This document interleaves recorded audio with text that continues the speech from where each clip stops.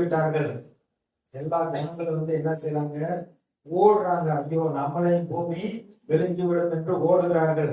அது மாத்திரமல்ல, மோசைக்கு விரோதமாக, ஆரோனுக்கு விரோதமாக அவர்கள் முறுமுறுக்கிறார்கள். வனாந்தரத்தில் சாகடிக்கு தான் எங்களைய கூட்டிட்டு வந்தீரோ என்று. அப்படி முறுமுறுக்கிற பொழுது கர்த்தருடைய சந்நிதியிலிருந்து அக்கினி அவர்களை பட்சிக்கிறது. அவர்கள் மீது வாதை வருகிறது. அப்ப மோசே சொல்றாரு, ஆரோனை கூட்டி போய் தூவ வர்க்கத்தை எடுத்துக்கொண்டு போய் அங்கே மரித்தவர்களுக்கும் உயிரோடு இருக்கிறவர்களுக்கு முன்பாக நடுவே நின்று அவன் தேவனுக்கு முன்பாக தூவ வர்க்கத்தை காட்டினான். நம்ம வேதத்துல வாசிக்கிறோம், எபிரேயர் நிருபத்துல இயேசு பிரதான ஆசாரியராக இருக்கிறார். இன்னைக்கு மக்கள் முறுமுறுத்து தேவனுக்கு விரோதமாக, கடவுளுடைய பிள்ளைகளுக்கு விரோதமாக முறுமுறுக்கிற பொழுது அவருடைய வாழ்க்கையில தீமைகள் உண்டாகிறது. ஆனா அந்த தீமையிலிருந்து காக்கும்படியாக ஆசாரியர்கள், ஊழியர்கள், கர்த்தருடைய பிள்ளைகள் கர்த்தருடைய சமூகத்தில் நின்று ஜெபிக்கிற பொழுது அந்த வாதை நிறுத்தப்படுகிறது. அவர்களுடைய புத்தியினத்துக்கு தக்கதாக தீங்கு வராதபடிக்கு காக்கப்படுகிறார்கள். இயேசு நம்முடைய பிரதான ஆசாரியர். தேவனுக்கும் மனுஷருக்கும் மத்தியஸ்தராக நின்று அவர் தந்தையின் வலது பக்கத்துல இயேசு நமக்காக பரிந்து பேசிக் கொண்டிருக்கிறார். அவ்வளவு பேர் மறிக்கிறார்கள்.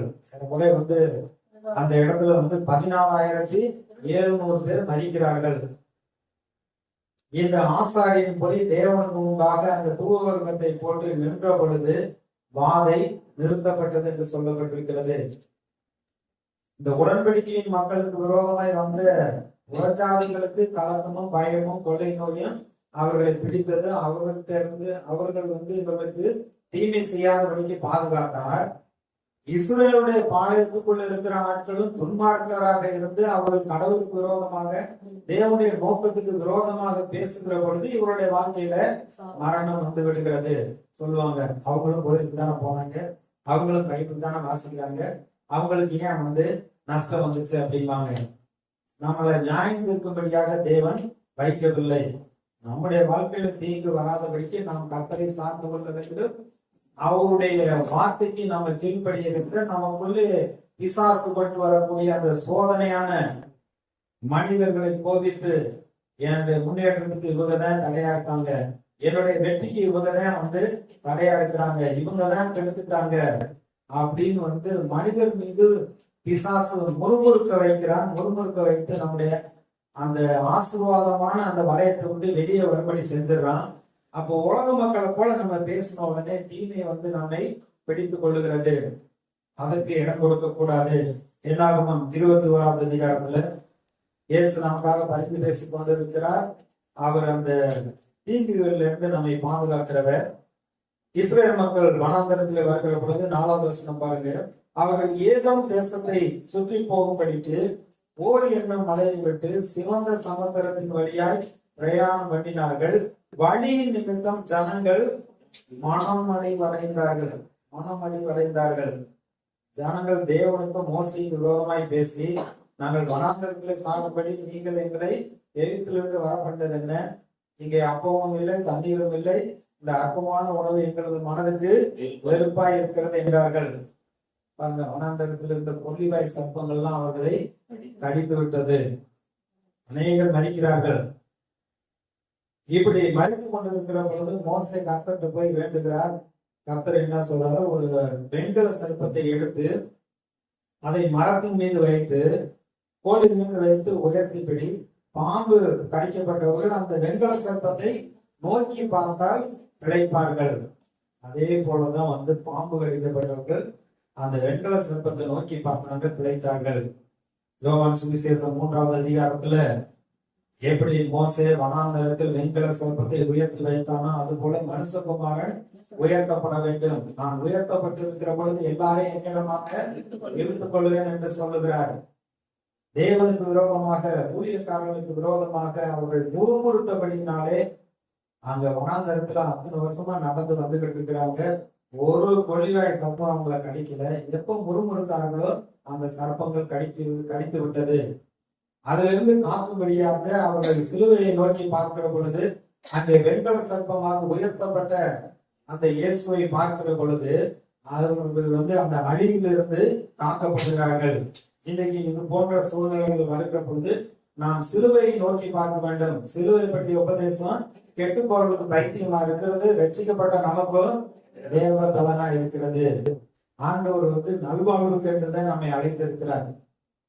நீங்கள் எனக்கு பரிசுத்தமா இருக்கும்படி மற்ற ஜனங்களை விட்டு பிரித்தெடுத்த உங்கள் தேவனாய கர்த்தர் நான் என்று சொல்லுகிறார். தாயின் கருவிலை உருவாகிறதுக்கு முன்பே நான் உங்களை தெரிந்து கொண்டு உங்களை பரிசுத்தப்படுத்தினேன் என்று சொல்லுகிறார். ரட்சிப்புங்கிறது இலவசம். ஆனா அந்த ரட்சிப்பை காத்துக் கொள்கிறதற்கு நாம் கிரயம் செலுத்த வேண்டும். முடிவு வரையிலிருந்து நிலைத்திருப்பவனே ரட்சிக்கப்படுவான் என்று எழுதியிருக்கிறது. அப்ப எப்பொழுதுமே இயேசு நமக்கு செய்ததை, இயேசு நமக்காக பிதாவினிடத்தில் பரிந்து பேசிக் கொண்டிருக்கிறதை, அதை நாம் விசுவாசித்து இப்பேற்பட்ட வாதைகள் தீங்குகள் நம்மை வராதபடிக்கு நம்மை காத்துக் கொள்ள வேண்டும். என்னாகும் 25வது அதிகாரத்துல அங்கே ஒரு சம்பவம் நடக்கிறது. என்னவென்றால் இஸ்ரவேல் மக்கள் பாவம் செய்தார்கள். முதல் 2 வசனம் 3 வசனம் வாசிக்கிறேன்.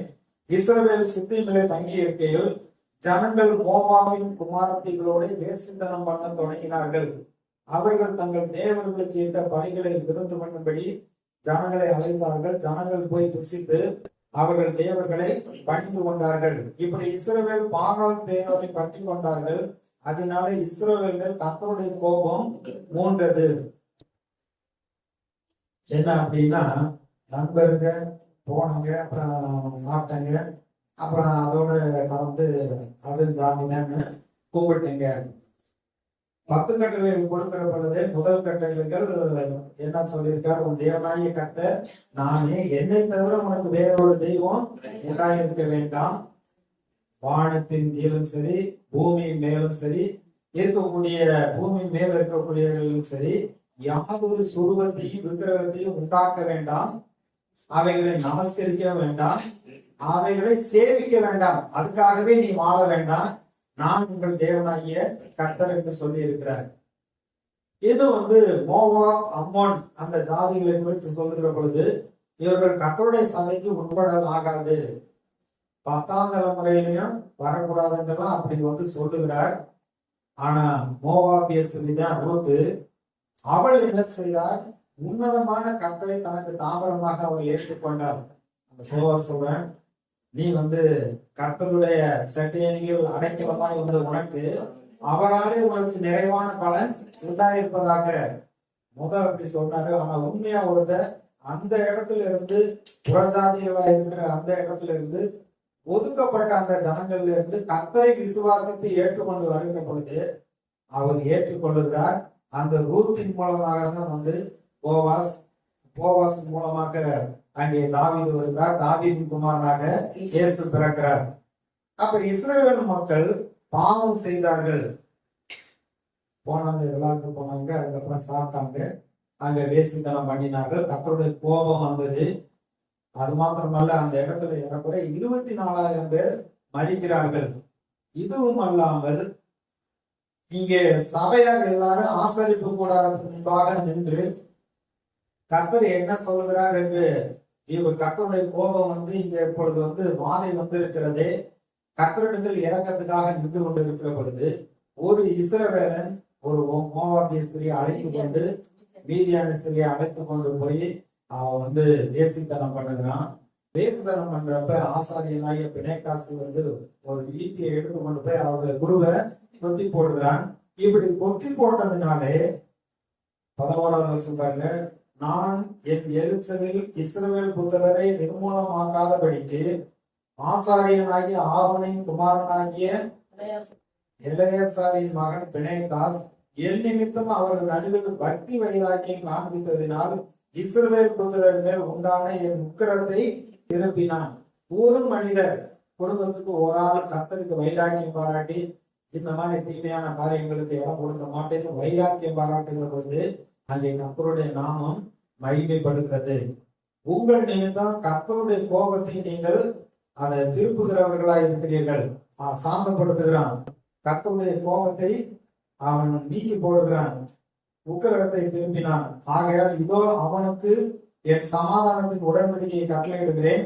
அவன் தன் தேவனுக்கு பக்தி வைராக்கியம் காண்பித்து இஸ்ரவேல் இஸ்ரவேல் புத்திரருக்காக பாவம் நிகழ்ச்சி செய்தபடியினால் அவனுக்கும் அவனுக்கு பின்பு அவன் சந்ததிக்கும் நித்திய ஆசாரிய பட்டத்துக்குரிய உடன்படிக்கை உண்டாயிருக்கும் என்று சொல்லி என்றார்.